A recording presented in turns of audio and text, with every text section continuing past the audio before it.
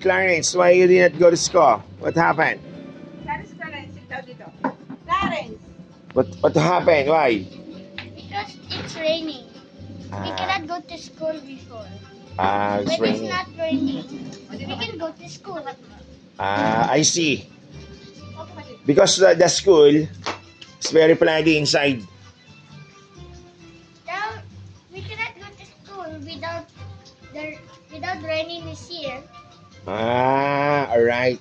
I thought that the roof is open, that's why the rain is came inside, and that's very floody.